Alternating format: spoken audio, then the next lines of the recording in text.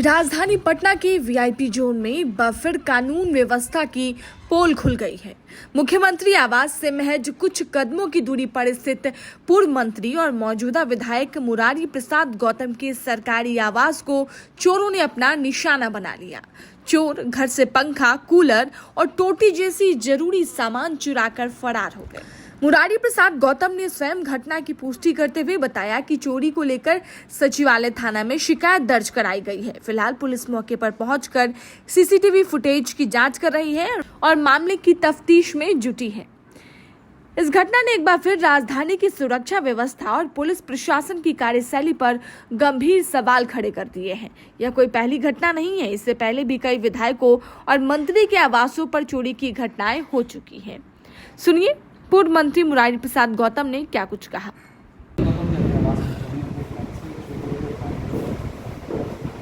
चोरी की घटना मुझे भी जानकारी नहीं थी। हमारे स्टाफ के द्वारा बताया गया कि 21 तारीख को मुझे सूचना मिली शाम में कि किसी के द्वारा नल की टूटी खोल ली गई है और जो गार्ड रूम था उसमें से कुछ बेड वगैरह थे, कंबल थे, वो सारे गायब हैं।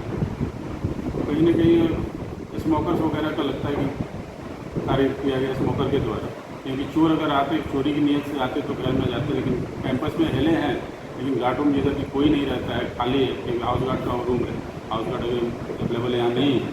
इसकी वजह से वहाँ घुस करके नल की टोटी वगैरह स्मोकर के द्वारा खोली गई। वीआईपी इलाके में चोरी होना आपको नहीं लगता है कि वीआईपी एरिया है, लेकिन आने जाने के लिए किसी भी लोगों को रोका नहीं जा सकता है। हम लोग भी वीआईपी, हमारे यहाँ गेट हमेशा खुला रहता है, कोई भी आ सकता है, जा सकता है। तो उसमें पहचानना मुश्किल है कि कौन किस तरह के लोग हैं। गेट खुला है, कोई आया घुस गया, हम मान लीजिए पीछे की तरफ है, आगे से कोई आया उधर से जाकर के कुछ कर लिया। बहुत एरिया और सरकार की इसमें कोई प्रशासन का दोष नहीं है। कहीं ना कहीं इस तरह के स्मोकर्स जो अगल बगल में रह रहे हैं, पोस्ट एरिया की जो हमने देखा है कि अगल बगल कई गलियाँ हैं जिसमें कि उस तरह के कुछ लोग रहते हैं, झुग्गी झोपड़ी बना कर रह रहे हैं। वैसे अगर झुग्गी झोपड़ी आराम से हट जाए, कहीं दूसरी जगह अवस्थित हो जाए तो निश्चित तौर पर इस तरह की छोटी मोटी घटनाएं हो नहीं सकती। एफआईआर दर्ज आपने करा दिया है? जी, एफआईआर हमने दर्ज कराया। यह घटना बताती है कि अपराधियों के हौसले इतने बुलंद हो चुके हैं कि अब वो न सिर्फ आम नागरिकों बल्कि जनप्रतिनिधियों तक को नहीं बकस रहे।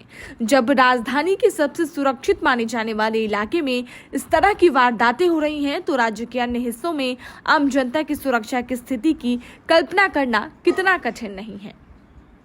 सरकार और प्रशासन को अब सतर्क होकर सख्त कदम उठाने की जरूरत है।